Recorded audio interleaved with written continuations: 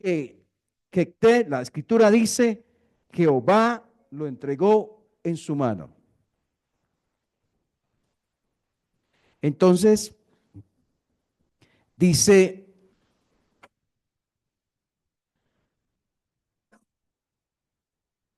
¿qué pasó luego? Dice, ¿qué pasó luego? Versículo 33.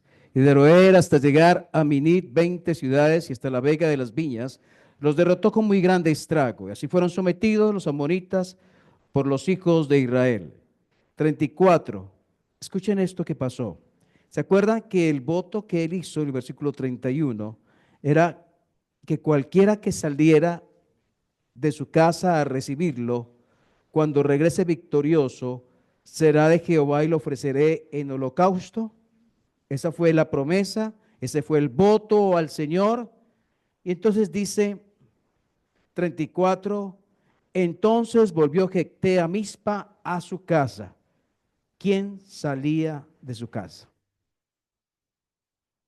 He aquí su hija, que salía a recibirle con panderos, con danzas. Ella era sola, su hija única. No tenía fuera de ella ni hijo, ni tenía hija. Cuando él la vio, rompió sus vestidos diciendo, ay, hija mía, en verdad me has abatido y tú misma has venido a ser causa de mi dolor, porque le he dado palabra a Jehová y no podré retractarme. Qué cosa tan tremenda, qué cosa tan difícil ha hecho aquí Jecté. Ha hecho una promesa al Señor y le ha dicho, cualquiera que salga de mi casa después de la victoria será de Jehová, lo ofreceré en holocausto.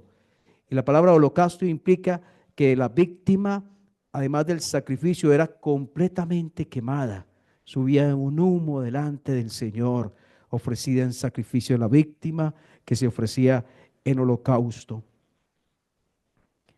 Ella respondió al papá, en versículo 36, ella entonces le respondió, Padre mío, si le has dado palabra a Jehová, haz de mí conforme lo que prometiste, ya que Jehová ha hecho venganza en tus enemigos, los hijos de Amón. Padre, versículo 37, volvió a decir su padre, concédeme esto, déjame por favor, déjame por 2 meses que vaya y descienda por los montes y llore mi virginidad, yo y mis compañeras. Él entonces dijo, ve, y la dejó por 2 meses. Ella fue con sus compañeras y lloró su virginidad por los montes. Pasados los 2 meses, volvió a su padre, quien hizo de ella conforme al voto que había hecho. Y ella nunca conoció varón. Y se hizo costumbre en Israel que de año en año fueran las doncellas de Israel a endechar a la hija de Jecté Galadita 4 días en el año. Uno de los días más felices para Jecté, llegó a ser el día más triste para Jecté. Como las emociones pasan de aquí para se desploman en el mismo día de un extremo al otro extremo. ¿Se imaginan la impresión cuando Jecté iba acercándose a la casa? Tal vez pensaba que salía alguno de los siervos, tal vez normalmente su hija no salía por allí, sino sus siervos, tal vez algún siervo, no sé. Iba, Señor, si me das la victoria, cualquiera que salga de mi casa lo ofreceré en holocausto. Sonaba bonito, ¿cierto? Como, y si salía un siervo, un hijo de un siervo, pero cuando levanta la mirada hacia lo lejos y ve que es la hija, la única, no tiene más hijas. Ustedes pueden escuchar el corazón de ese hombre rompiéndose en pedazos y diciendo, ¿qué dije? ¿Qué fue lo que dije? Yo no puedo retractarme, yo tengo que cumplirle al Señor. Yo no puedo decirle, Señor, si me das la victoria, hago esto y Dios le da la victoria. Ah, no, ya no, es que no puedo. No, él sabía que era una palabra a Dios que no podía faltar.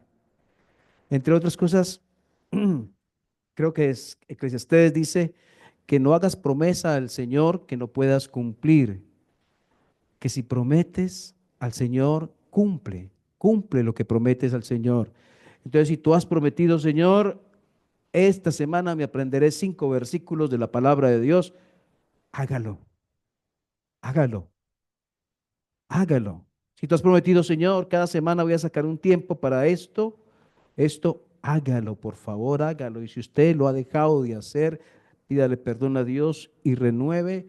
Si usted ha hecho una promesa al Señor, haga lo que usted ha dicho que va a hacer. Pero bueno, yo estaba pensando, ¿esto es bueno o esto es malo? O sea, tan tremenda la seriedad de la palabra de él y respeto a Dios que ya no podía volverse atrás de lo que había dicho. Pero ¿por qué prometió un sacrificio? Pensaba yo, cuando Dios solicitó sacrificios humanos a la gente? ¿En qué momento? Y me puse a pensar, me fui por Génesis. ¿Y saben a quién recordé? Abraham, ¿se acuerdan? ¿Qué le dijo Dios a Abraham? Toma a tu hijo a quien amas y ofrécelo en holocausto en el monte que yo te diré. Y Abraham se fue y lo dejó allí en el altar, amarrado, levantó el cuchillo y Dios le dijo, no lo hagas, ya conozco que temes a Jehová. Y no lo sacrificó. ¿Saben cuál fue el único sacrificio humano en la Biblia que Dios pidió y se realizó? El sacrificio de Jesús. No hay otro sacrificio humano. Entonces la pregunta es, si Dios no solicitó que le sacrificaran personas, por qué este hombre se le ocurrió semejante desfachatez? ¿Por qué se le ocurrió semejante cosa? Eh, y tratando de entender, ahí tengo un versículo en Levítico 18.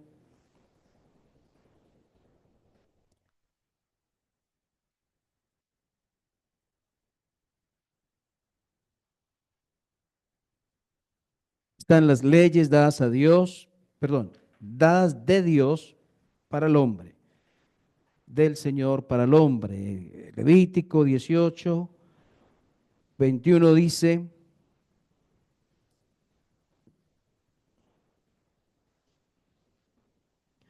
no des hijo tuyo para ofrecerlo por fuego a Moloc, no contamines así el nombre de Jehová tu Dios, yo Jehová.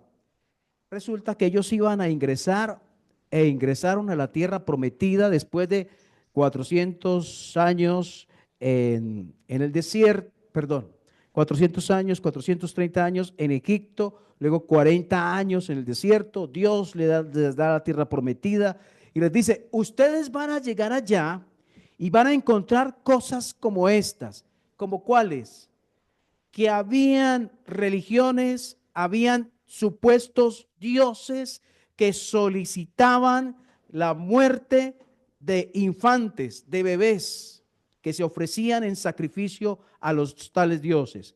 ¿Puede usted mencionar unos de esos tales dioses? Hay uno que se llama Quemos, aquí hay uno que se dice Moloch, y se ofrecían niños a esos dioses. Cuánta crueldad se ha hecho en la historia de la humanidad en nombre de la religión, en nombre de los tales dioses y lo que ofrecen.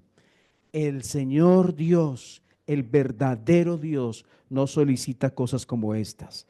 Y el mandato no solamente no era no darle a Dios, es no lo haga, no lo haga, no des hijo tuyo por fuego a Molot, no contamines así el nombre de Jehová tu Dios. Ellos, hombres necios, ignorantes, ofrecían a sus hijos a un Dios que no era Dios. Pero pienso, nosotros, padres, ¿A quién estamos ofrendando nuestros hijos? Qué tristeza, pienso yo, que nosotros como creyentes tengamos que asistir a las vidas de nuestros hijos y ver cómo van creciendo y que sus corazones se están entregando al mundo, que sus prácticas llegan a ser como la de los demás: fornicación, borracheras, drogas. Qué lástima, qué difícil que la vida de las personas se gaste en estas cosas en las cuales nosotros, muchos de nosotros estuvimos, pero sabemos que son vanas. Pero lo que sí podemos hacer, hermano, hermana, amigo, amiga, usted desde la niñez decirle: Dios, este hijo que me diste se llama Jacobo, María Paz, como se llame tu hijo o hija o sobrino o sobrina a quien amas, este niño, quiero pedirte que este niño sea para tu gloria. ¿Puedes hacer eso? Quiero pedirte que este jovencito ya se está cambiando la voz, tiene 12, 13, 14, este jovencito que ya le está cambiando la voz, esta alma de este joven, esta vida de este joven sea para tu gloria. Que no esté andando en los caminos del mundo, que no esté andando en lo que este mundo ofrece. Orar por ellos, hablarles de Jesús, darles un buen ejemplo, obviamente. ¿Qué más podemos hacer? Pero la pregunta es si tú has hecho ese trabajo, si tú estás haciendo ese trabajo. Ahora, llegaste a la vida cristiana y tus hijos eran ya grandes,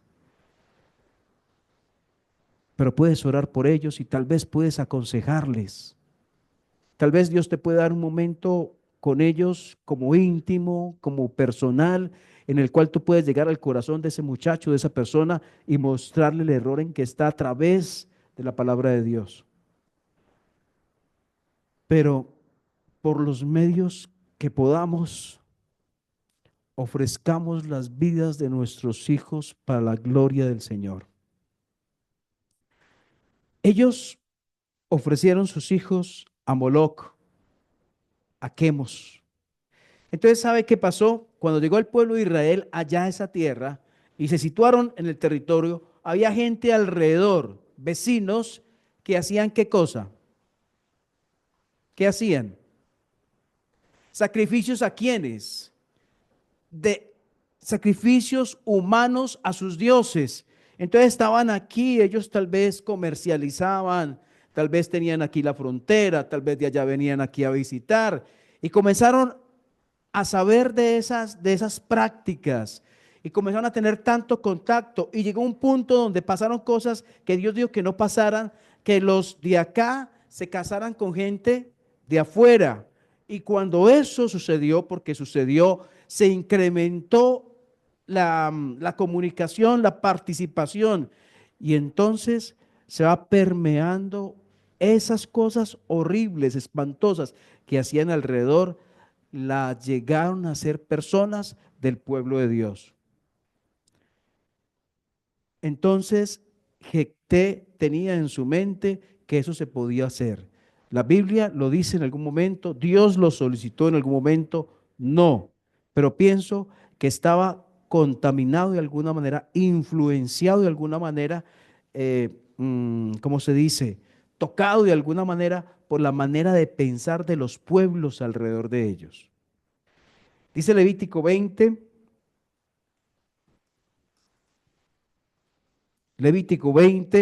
dice versículo 1, habló Jehová a Moisés diciendo, versículo 2, dirás asimismo a los hijos de Israel, cualquier varón de los hijos de Israel, de los extranjeros que moran en Israel, que ofreciere a alguno de sus hijos a Molot, de seguro morirá. El pueblo de la tierra lo apedreará. Y yo pondré mi rostro contra el tal varón, lo cortaré de entre su pueblo, por cuanto dio de sus hijos a Molot, contaminando mi santuario, profanando mi santo nombre.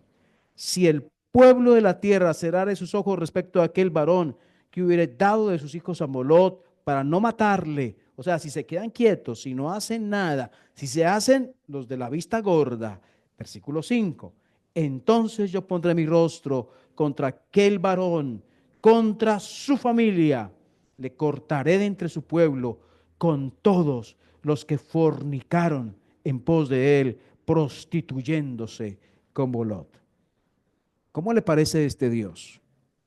¿Le parece un Dios? Ay, no, el que dice pobrecito, él no entendía qué pesar, ay, la ignorancia, ay, sí, la ignorancia. No, un Dios que es radical con el pecado, un Dios que rechaza el pecado, un Dios que está en contra del pecado. Y Deuteronomio 12, Génesis Exolítico, número de Deuteronomio. Deuteronomio 12, versículo 30.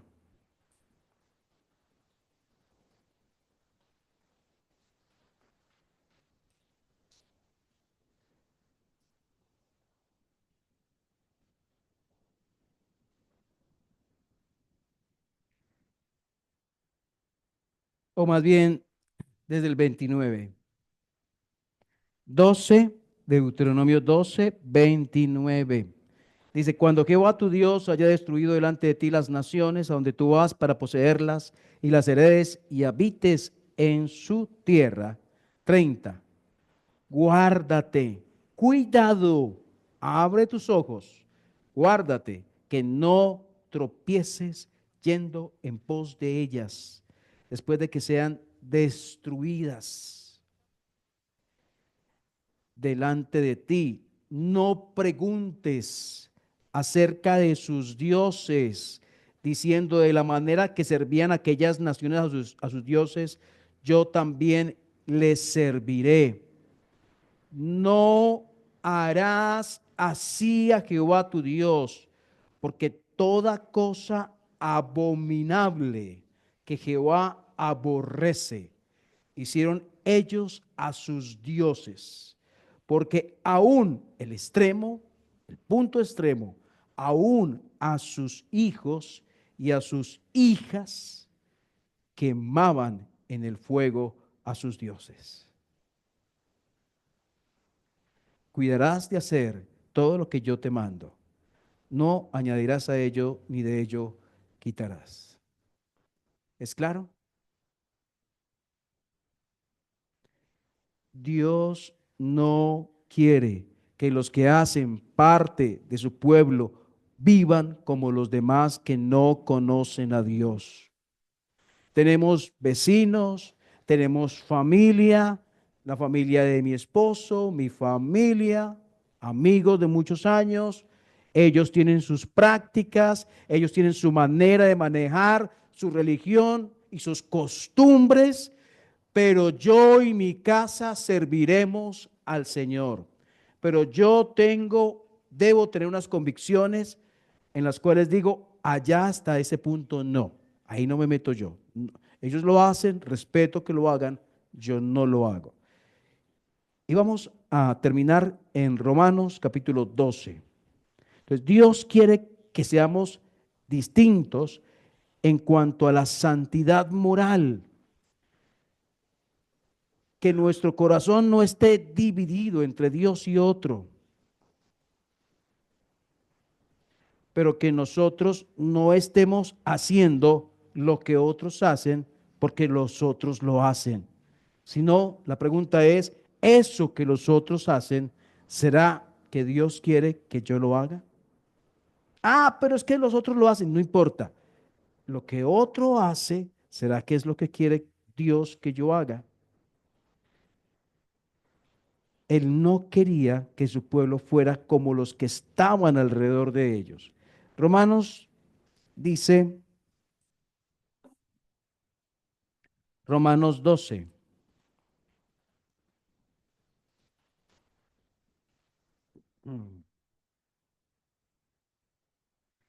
dice versículo 1, así que hermanos, os ruego por las misericordias de Dios que presentéis vuestros cuerpos en sacrificio vivo, santo, agradable a Dios, que es vuestro culto racional. Dios no quiere que ofrezcamos niños. Dios no quiere que ofrezcamos jóvenes en altares a dioses. Pero ¿qué si quiere Dios? Que ofrezcamos nuestras vidas. Así que, hermanos, os ruego por las misericordias de Dios que presentéis vuestros cuerpos, vuestras vidas, vuestros talentos, vuestras habilidades, vuestro entendimiento, vuestros todo sentido, todo lo que yo puedo dar, entregar, mi fuerza física, todo en sacrificio vivo, santo, agradable a Dios, que es vuestro culto racional. ¿Alguien, cómo puedo yo ofrecer mi fuerza física? Yo soy bien musculoso, como pueden ver. Y entonces, ¿cómo puedo yo ofrecer mi fuerza física en sacrificio vivo, santo, agradable a Dios, que es vuestro culto racional? Y puede ser, aquí estamos en un segundo piso, ¿verdad? En una segunda planta, no sé cómo se dirá en otras partes. Y puede venir alguien, digamos, en muletas, ¿cierto? Y esa persona en muletas y se le dificulta subir. Entonces el hermano que es fortachón así, entonces dice, venga, le ayudo y lo sube. Y lo hace esa vez y la siguiente y otras veces. Hay manera de utilizar aún la fuerza física que tenemos como ofrenda para el Señor, como sacrificio, como parte de nuestro servicio, como parte de aquello que Dios nos ha entregado. Claro, Dios quiere que todo nuestro ser íntegro, integral, sea sacrificio vivo, santo, agradable a Dios. Eso habla de algo que se hace voluntariamente, no algo que le diga, venga, usted puede hacer tal, ay, no, ay, bueno, sí, está bien, pues si no hay nadie más, yo lo hago. Pues sí, pues o me dice, si no resulta, ¿quién me dice a mí? Eso no quiere Dios. Dios quiere algo voluntario, comprometido, entregado, donde yo en amor a mi Señor lo hago para su gloria y honra. Claro que sí, lo hago. Dígame nomás, ¿qué hay que hacer? Porque yo he dispuesto mi corazón a servir a mi Señor. Entonces, en sacrificio vivo, santo, agradable a Dios, que es vuestro culto racional. No dice, versículo 2, para que suceda lo del versículo 1, es necesario que esté conectado el versículo 2. Si el versículo 2 no está conectado, no llegamos al 1. O si el 1 no está funcionando, es porque el 2 no sucede. ¿Sí entendemos? Es decir, si yo me estoy conformando a este siglo, si yo me estoy conformando a este mundo, si yo estoy viviendo como los demás viven, entonces mi vida no estará siendo en sacrificio vivo, santo, agradable a Dios. Nada de eso va a suceder. Sucede eso cuando no os conforméis a este siglo, sino transformaos por medio de la renovación de vuestro entendimiento, para que comprobéis cuál es la buena voluntad de Dios, agradable y perfecta. Hemos aprendido en Jueces. ¿Hemos aprendido hoy? Seguro que sí. Hay más cosas que Dios quiere enseñarnos. Por ahora, es decir,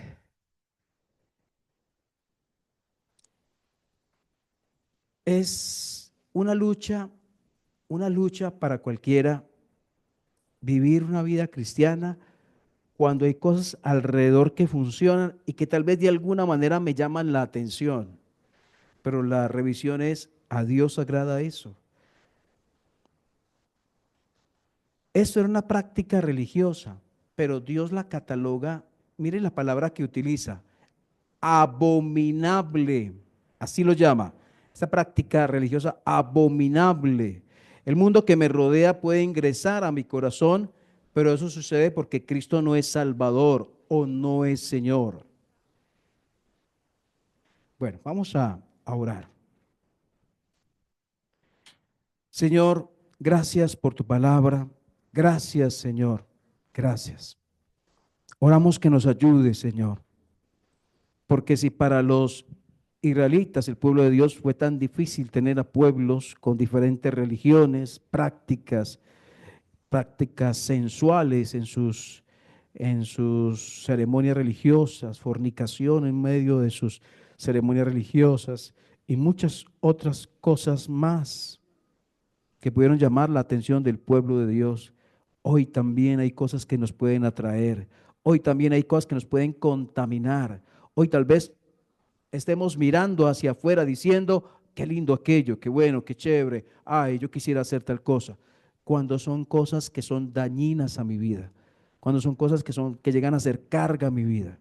Señor, ayúdanos. Ayúdanos a que nuestras vidas, nuestros cuerpos, nuestro ser integral sea sacrificio vivo, santo, agradable a Dios. Que mi vida sea para tu gloria. Que mi ser, todo lo que soy, Señor, sea en sacrificio para ti. Todas mis habilidades, todas mis capacidades, mi fuerza, mi vigor, mis años, todo, Señor, el conocimiento que pueda tener en cualquier área para tu gloria, Señor. Que así sea mi vida para ti. Que mi corazón no se deje atraer por quien no eres tú. Que mi corazón esté atraído solo por ti. En el nombre del Señor Jesús. Amén.